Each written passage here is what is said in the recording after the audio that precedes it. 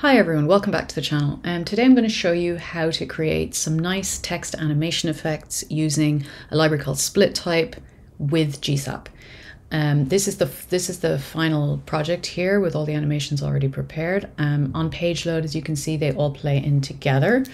But if you want to see each animation individually, you can press the buttons and they play one by one. As you can probably see if you've used GSAP before, some of these, like this one here, uses stagger and some of them don't. Some of them all animate in together. Now you can obviously turn on and off stagger, and we can do that during the tutorial. All of these animations use GSAP and SplitType, except for this last one. This is custom JavaScript animation, and I will go through the function that I wrote to create this effect. There are many, many different ways to create a typewriter effect. This is just one option.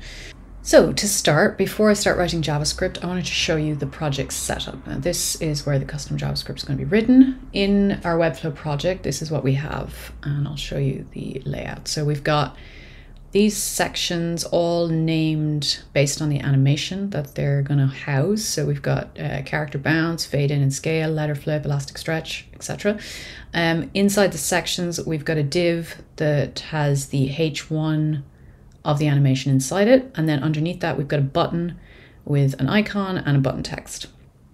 Now the H1 here, if you go over to settings, you'll see that each H1 has a unique ID, and that's how we're going to target them in JavaScript. Now obviously you can use classes, you can use any method of targeting you want. This is just simple when you've got multiple animations on a page, and for simplicity's sake, we're just using IDs today.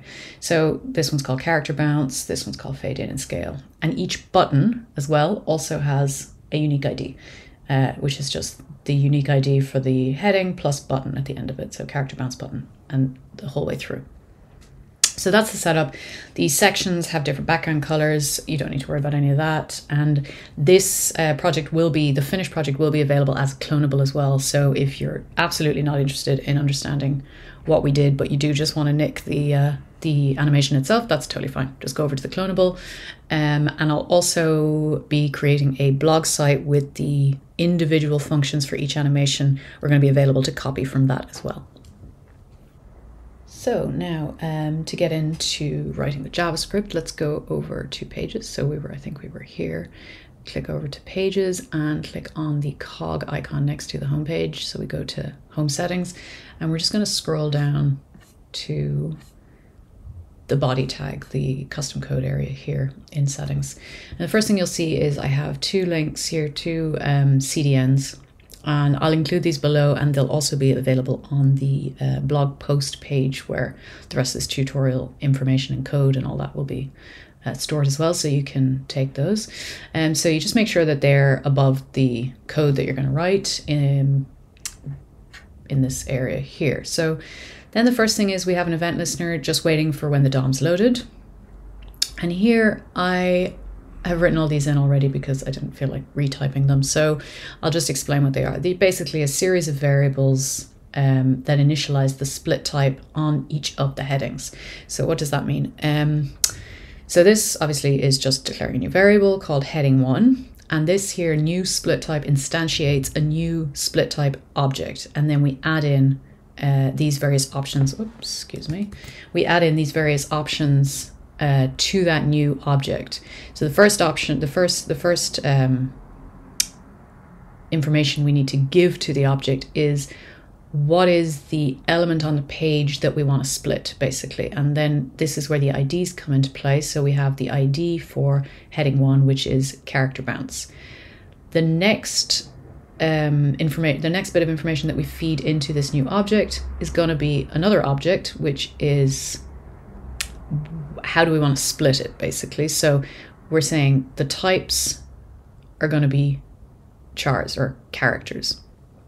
So we want to split heading 1 into characters. And you can compare that to heading 2 under here, which is the one we're going to split into words. The rest of them are all characters, but heading 2 we're going to split by words, and all the rest we're going to split by characters. And that's pretty much it. We're instantiating a new split type object. We're feeding in the element that we want split, and then we're telling the new object that we want them split into characters. So then all of that information is saved in these 7 variables because the 8th one is going to be custom. And then these variables then are basically they're little containers that have all the information on the split that's happened. And then we're going to use we can straight away we can use these headings with the GSAP code that we're going to write, and we're going to write those inside a function. So underneath, these are just all the buttons. This is your standard selecting an element on a page using the ID. Here, obviously, we're not getting the element by ID. We're telling it, here's the ID. So here, we don't need to use the hashtag. We just need to say what the ID for the button was. So we have all the 8 buttons selected. And that's it. That's the setup. We have the CDNs linked. We're waiting for the DOM to be ready. We've loaded in all of our headings as variables, and they're already all split. We've used the SplitType object on them. And then we've selected all the buttons as well for the second part of the code, which is that when the button is pressed, the animation will run. So what I'm going to do now is I'm going to go through each of the functions and write each of the GSAP code and put it inside a function that we can replay or use wherever we want. Okay, so it's going to write the function. First things first, we name it. So we'll say function run animation 1. And I'm going to put everything inside here. I'm not going to get into JavaScript functions now or how to make them, but basically it's just reusable pieces of code. You define a function, you write inside the function, you write what you want to happen, and then you call the function. That's in a nutshell, that's what functions are, but they're not very complicated. You can look into it. I might further down the line do a tutorial, introduction to functions, because they're super useful. It's the best way to make your code modular is to define everything inside functions and then call them where you want. So the first thing we're going to do is we're going to say GSAP, which is what you do when you want to call this library. And there are 3 ways to animate with GSAP. You can call from, to, or to from. It's basically, they refer to how you want the animation to work, basically. So when you say GSAP from, you're saying the starting point is going to be different than the baseline. The baseline is going to be what we designed in Webflow. So let's say the baseline is y is 0. You're going to say, we're going to define a starting point where y is minus 70. So y is different from the baseline. So you're going to start the animation away from the baseline and then animate towards the baseline. That's basically what from means. From to is you're saying, I'm going to start here. And then you also define where you want to end up. So if you want to end up somewhere different to the baseline, or if you want to be just very definitive with how the animation runs, you use from to. And then to is saying, okay, we're starting at where we designed it in Webflow. We want it to animate to somewhere else. So for this one, we're using from. So I'll say GSAP from. And then this is where we use the variables that we've already just defined. So we're going to say heading 1 dot chars. Now .chars is a property on the variable heading 1 that the SplitType library, the SplitType object that we instantiated, created this property on that variable, and that's called chars. So this is just saying the variable that we split, you know, the heading 1 that we split into characters, we're going to use the characters property that it's created. So this is how we write that. And now we're going to add another object, and this is going to be the animation. So we're going to start with duration, add in the option for duration. We're going to say over 0.5 seconds. We want it to run. We're going to start with opacity 0. Again, this is the animation is starting transparent, and we're going to animate to the baseline, which is obviously opacity 1. So you can see the heading. And we're going to say y is going to start at minus 70 and animate towards y0. We're going to add a stagger of 0.05 seconds. And the stagger basically just means if you don't add stagger, all of the characters will animate together. So they'll all animate individually, but they'll animate at the same time.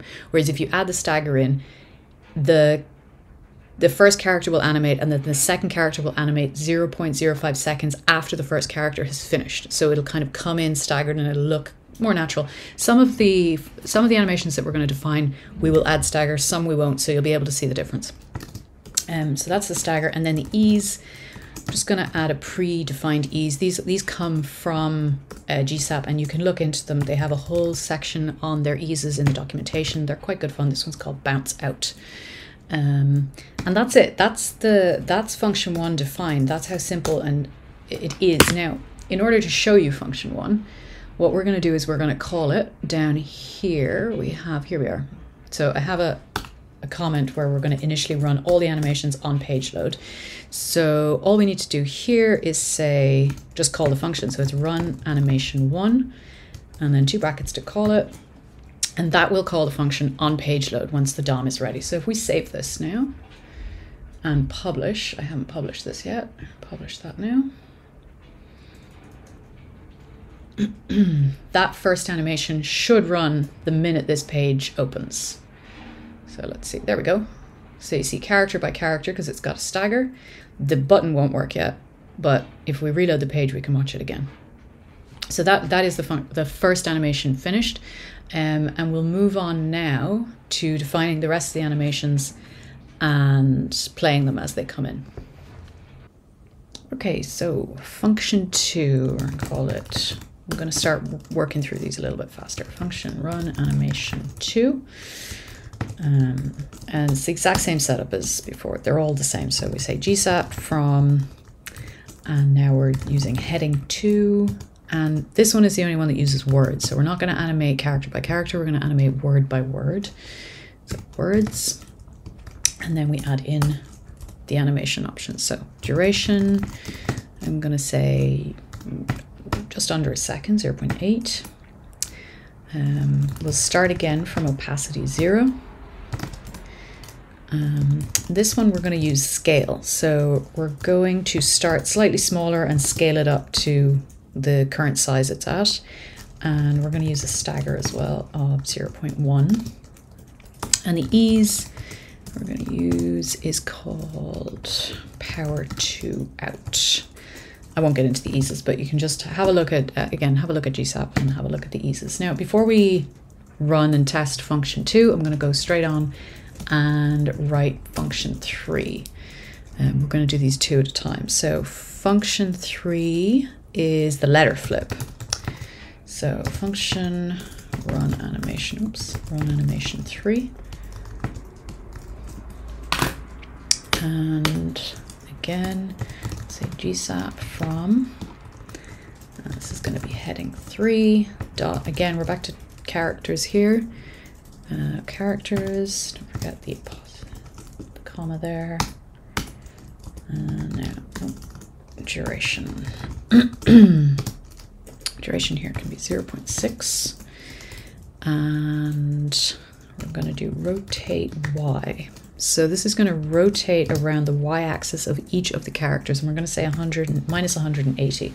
So it's going to flip around the y-axis back to the baseline, but it's going to start 180 degrees off the baseline. And then transform origin is going to be 50%. 50%. Now that will just put, so because we're rotating, we need to say where it's going to rotate around, and I'm going to put that right in the middle of the character. If you did it like 50%, 70%, it would be up and to, you know, you can mess around with that as well, but right in the middle of the character is the simplest for now. And again, we're going to put a stagger in there, 0.05, and the ease, I'm going to use back.out. This ease I will mention something about because it's kind of cool. So this ease basically overshoots the mark and then comes back to the baseline. So you'll see that in the animation when we run it. So I think that all looks fine. So we're going to come down here and we're going to run both of these now. Run animation 2 and run animation 3. And we'll save that, publish, and see what they look like. Let's open that. Okay, so there we go. And if you want to look at that again, the second one fades and scales in, and the third one you can see the letters start 180 degrees away from where they are, and then they flip around. And if you look really carefully at the third one, you can see the ease where there's a little wiggle at the end of each letter. That's what the back out ease is. Eases really add, like some of them are subtle, some of them aren't subtle. This one is a tiny bit subtle, but on certain animations, it's very obvious that it's overshot the mark. This one, I think up here, the first one uses a bounce ease, and you can see that as well. You can see the little bounce at the end. So you just have to select your eases so that they kind of enhance the animation and that they're not too kind of, they don't jar with it. So that's animation 3. Let's go move on to 4 and 5 now. So if we go back in here, scroll down to where we're defining them. Okay, so function animation 4 is the elastic stretch and shrink. So again, just function, run animation 4. Say GSAP dot from, and it's going to be heading 4. And again, we're going to animate the characters. And okay, so duration for this one, we'll say 1.5, slightly longer. And this one, we're going to use scale. So scale X, which is 2, and scale Y is 0.5. So basically on the x-axis, we're scaling up, so we're going to make it fatter, basically. So it's going to be stretched on the x-axis and thinner on the y-axis. And then when it comes back to the baseline, that'll be that kind of elasticating effect. So then it'll kind of bounce back to the normal thing, and the normal, well, the way that the text is when you start. The ease, again, we're going to use an ease to enhance that effect, and it's going to be called elastic. Elastic dot out, and we're actually using a custom version of that ease. We're going to use 0.75. Again, not getting into this, look into it. They're super customizable eases. So that's animation 4. And for animation 4, I'm not going to stagger it. You'll see the difference. All of the characters are going to kind of elasticate in at the same time. So we're going to go to animation 5 now. Let's say run animation 5. GSAP.from. Again, characters and duration 1, x minus 100. So this one's a fade and slide. I need to put the colon there. X100, opacity starts at 0, starts transparent. And let's see, we'll put a stagger on this as well. 0.1. And the ease is going to be another power out. Power to out. And that's it. So that's animation 5 and animation 4. And I think let's save them and look at them. Publish that. So let's go down. So this is 4 and 5. And for some reason, they're not working. So let's go see what's wrong. Most likely syntax error. 2, 3, 4. So, oh, why they're not working is because I didn't call the function. So run animation 4. Run animation 5. They will work now. So don't define a function without calling it, because it's just saying, oh, this is how this thing works. But you need to actually call the function in order for it to work. So we'll try that again. So that's 1, 2, and there's that one coming in. So let's start with look at the orange one, which is the stretchy animation.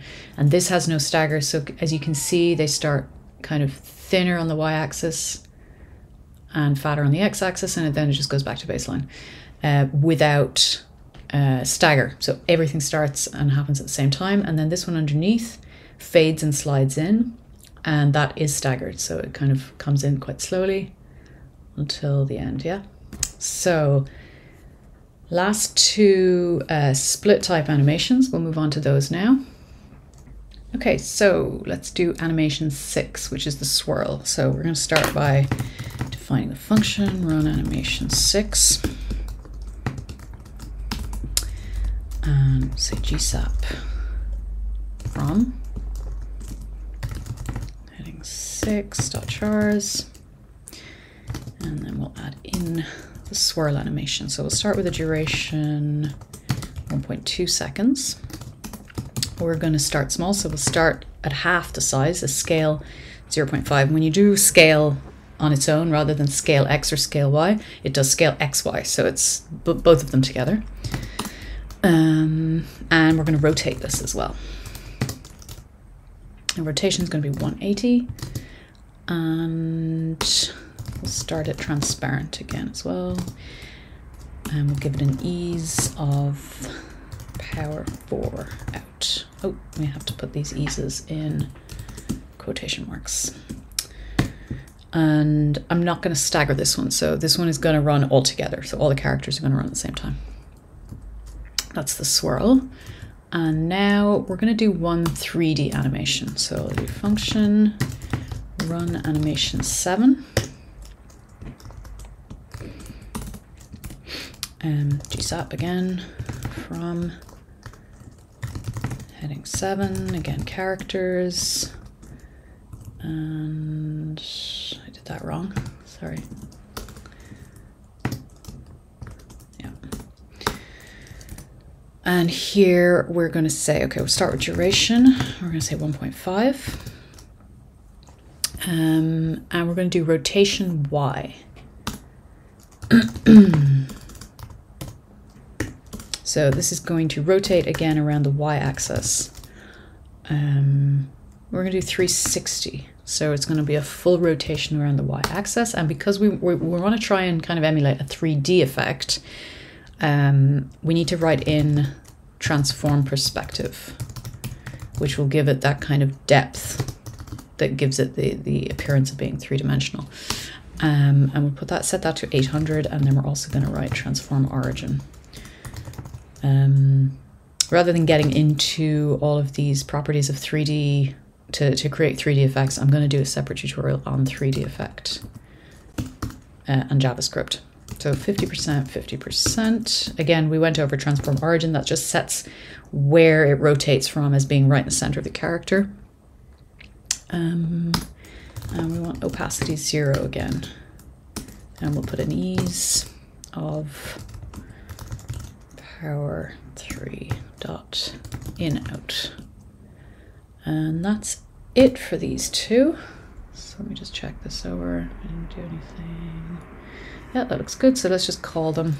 So we're going to say run animation 6 and run animation 7. And we'll save that and publish. Okay. So we've got the fade. Let's see now. So it's these two, swirl and the 3D. 3D effect, you can kind of see it at the edge there because it's character by character. It's not like, and they're individuals. You can see the 3D effect, but it's not very obvious, but it still works. And we haven't put a stagger on either of these. So as you can see, they all come in together. They all flip at the same time. So that's it for the GSAP with SplitType animations. This last one, the typewriter custom animation, we're gonna just write JavaScript for that. So it's slightly more complex, but also more interesting, I suppose. And we'll get into that now. Okay, so to finish up, we're going to do the typewriter function. So first we're going to name the function. It's going to be typewriter effect. And this function is slightly different. It's going to take in two parameters. It's going to take in the text that we want the typewriter to type out, and then it's also going to take in the typing speed. And we're going to set a typing speed. We're going to set a default for that. And to do that, we just do equals 90, and that's 90 milliseconds typing speed. So then inside this function, what we're going to do first is we need a variable to hold the element that we want to type into. So we're going to call that typewriter text. And we're going to use document.getElement by ID. That's capital by ID. And we've already given that an ID, and the ID for that is typewriter. So this is just doing the same as we did for all the other headings. We just need to grab the element on the page. Then we want to set, so currently on the page, the typewriter text variable holds the element with the ID of typewriter, which is this here, H1. And if you go over here to settings, you can see that's the ID of typewriter. So currently the inner HTML of this H1 is this heading uses a typewriter custom animation. We want to zero that out. So we don't want the inner HTML to have anything. So that's what we're doing next. We're just going to do typewriter text dot inner HTML equals nothing. Basically, that just clears out the element when the function runs. And then what we're going to do is we're going to set a variable as a counter. So we're going to say let I equals 0, and we're going to start that counter at 0. This will make more sense once we get into the timer. So the next thing we're going to do is we're going to create a variable called timer. Let timer, and we're going to use a JavaScript function called setInterval for this. Now setInterval, it basically runs whatever code you put inside it at a set interval. So in this case, our set interval is going to be typing speed, which is set at 90 milliseconds, which means that every 90 milliseconds, what we write inside this code is going to run. So we do set interval, spell it right, set interval, and that's going to be, we're going to make it an anonymous arrow function. So set interval is a function. We're going to put a function inside this, which is this. It's an anonymous arrow function. I won't get into defining what that is. If you know, great. Otherwise, you can look it up. And now we're going to do a loop inside this anonymous arrow function. But first, actually, what we should do is we should finish the set interval. So set interval runs a function at a certain interval, but we need to put in what that interval is. And we're going to do that here. And the interval we know is typing speed. So we just put that in there, and it will run the code that we write in here every 90 milliseconds. So in here now, we're going to do a loop. We're going to do an if else. So the condition of the loop is if I is smaller than the text.length, run what's in these brackets basically, else do this. So I'm going to write the else condition first. The else condition is stop the interval, stop the loop. So we're going to say clear interval. And the interval we want to clear is the timer, because that's the variable that we have set right there. So now that the else condition is done, let's write the if condition. So let's write the code for the loop. But first, just to explain a little bit about the actual condition. So if I is smaller than the length of the text, basically. So if we go back to the text here, this is what we're typing in. This is what we want the typewriter to type. So if we want the typewriter to type here, I've written hello.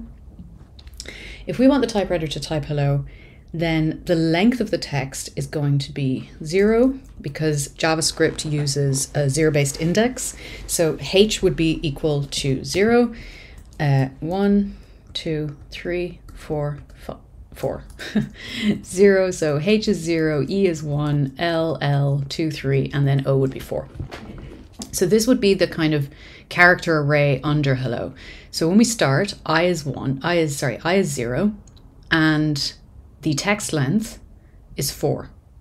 So I is less than the length of the text, so the loop would run. That's basically it. And then what we're going to do is we're going to increment I. So the next time the loop runs, I will be 1. But I would still be smaller than the text length, so the loop would run again. That's how the if else loop works. So we'll get into what we're actually writing inside the loop now. So we're going to say typewriter text dot inner HTML, which if you remember, is what's actually written in the element, in the h1 element. And we're going to do plus equals text.char at I. This looks kind of confusing, but it's very simple. So the plus equals is just a shorthand version of saying, I'll write it out in the longhand way underneath, it's much clearer. So if we go this, sorry, there's an L there, equals that, plus text char at. All right, so this is a shorthand version of this. So we're saying take the inner HTML, the typewriter text inner HTML, and save into this, which is a variable. It's the inner HTML of a variable, which represents the element on the page. Save into that just add the L to this. Save into that the typewriter text inner HTML, whatever is written there, plus the text of the character at I. So on the first route around this loop, the character at I is going to be the text, which is hello, and the character at the index. And the index at 0 is going to be H. So it's going to say this inner HTML, which is currently just nothing. So that inner HTML is currently this. If you remember, we set it at that up here. We want to add H to that, right? So the first time around the loop, what it does is it types out H. And once the animation works, what you see on your screen is that. And then it goes around the loop again. And then the second time around the loop, this is going to increment. I'll just write the increment now. We don't need this. That's just to explain what this line of code does. And we don't need that. So after here, obviously what we need to do is do I plus. That increments I. So that just says take whatever I is currently 0, and add 1 to it. That's what that little thing does. And that's it. That's our loop written. So just to go over that again. So what's going to happen is the first time around the loop, I is going to be equal to 0. Every 90 milliseconds, this whole thing is going to run. So first time around, I is equal to 0. Is I less than the text length? This is the text length. Yes, it is. Therefore, take the typewriter inner HTML, which is currently nothing, and add the text of the character at I. So the text is hello, the character at 0 is H. So it's going to add that to the inner HTML. Second time around, I is going to be equal to 1. We go right through the loop again. The text with the character at 1 is going to be E. So it's going to add E. Next 90 milliseconds is going to add L, L, O. And that's how this is going to animate the typewriting effect onto the page. So a little bit complicated, but it's actually simple once you get to grips with it. And the effect is really quite nice for a tiny little bit of code that you run, and you don't need any plugins, because I've seen typewriter plugins and all that, and this is quite handy. If you don't want to understand it, again, that's fine. You're going to be able to copy and paste this straight into your code, and it'll run perfectly. And so what we're going to do down here is we're going to run it. So typewriter effect, I'll just copy that. And down here, say typewriter effect, we'll call the function. But if you remember here, we need to add in a text and a typing speed. So the typing speed is defaulted out, so we don't need to type that in if we don't want to. It'll default to 90. So I'll just write in a text. So let's say this is new text for the test. And that should be sufficient. I'll just save that. Publish it. And let's see what that looks like. We're going to have to scroll down. Oh, the T seems to have disappeared for some reason, but let's refresh and have a look. Very good. Let's see. We'll go back and see what's happening to that T. It's odd. This is new text for the test. Ah, so you see, I've left in because I was saying the second time around the loop, I is equal to 1. That's not the case. So we need to start the loop at 0.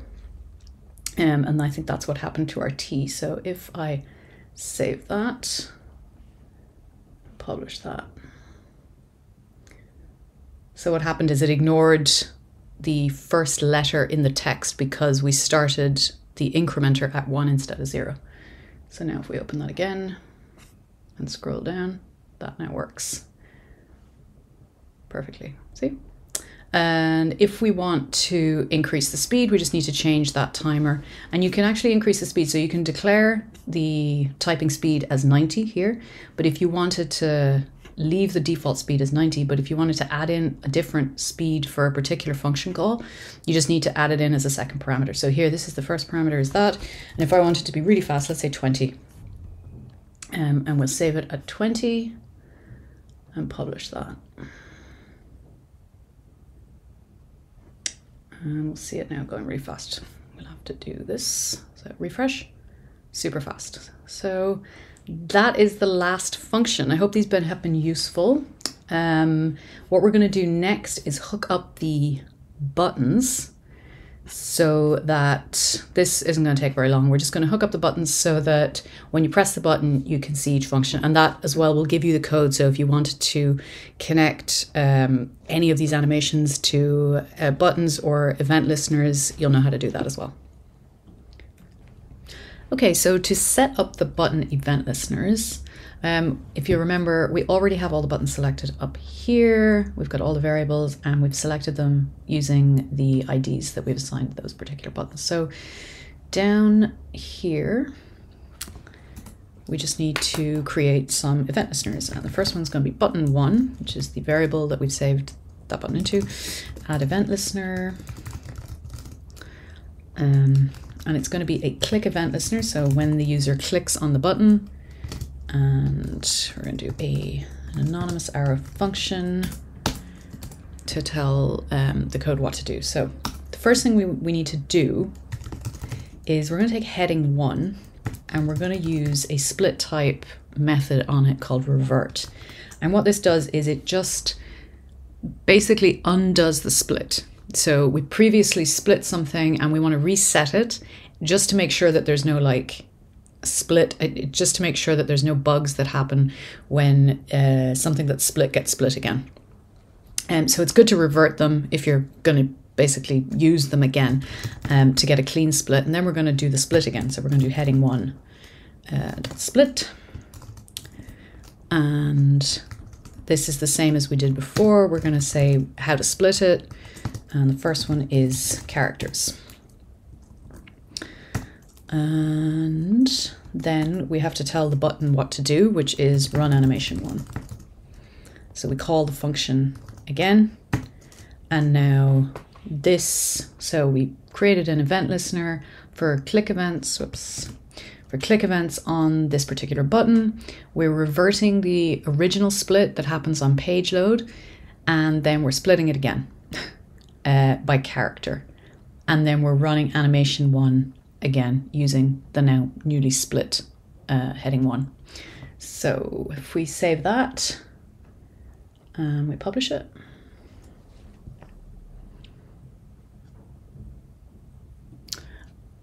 and then open up that new. So this is the on load, and then when we click the button, we have it again. So it reverts. First thing it does is it reverts the split that happens from the onload, and then it just resplits it and plays the function again. And that's it. And we're going to do the same now for all the other buttons. It's going to take a few seconds. One thing I do want to say is that if you're like, for example, here we use this method on the split called revert. So if at any stage you're kind of, you wonder, read the documentation. So SplitType is a library. You can find them. They're on GitHub. And just go down, go to their table of contents and find the method that you want to understand a little better. And if they have good documentation, which this does, it'll explain it. So it says there's 2 ways. There's a static method, and this is the way we used it. So we'll just do the rest of the buttons now. I'm just going to do that really quickly by copying what we've done here because they're all pretty much the same. And we paste it there, and we just need to change the numbers because we named everything similarly. And you don't need to watch this, so I'll come back once these are all done. Okay, so that's all the buttons coded in. It's the exact same structure as this one. The only one that's slightly different is, of course, the typewriter. Same structure, it's an event listener, and then we call the function typewriter effect. And what I've done is I've just given it a different text. So this is the typewriter effect text, but generated by the button. So I'm just going to save these and we'll publish it. And then we'll open them. So we have the onload animation. This is new text for the test. So all these buttons should now be working. We'll just go through and check. Working. Yeah. And this one now, this is the typewriter effect text, but generated by the button. So that is different from the onload one because I fed a different parameter into the function call. So if I refresh the page, the new text for the test, and you'll see that that's fast because we left in 20 milliseconds, but the animation is back to the default 90 milliseconds, so it's a slower effect. So that's everything. I hope this was useful. And if you have any questions about this tutorial, or if you'd like to see other tutorials on GSAP, Webflow, or JavaScript, just pop a comment below and I'll see if I can get to them. And don't forget to like and subscribe.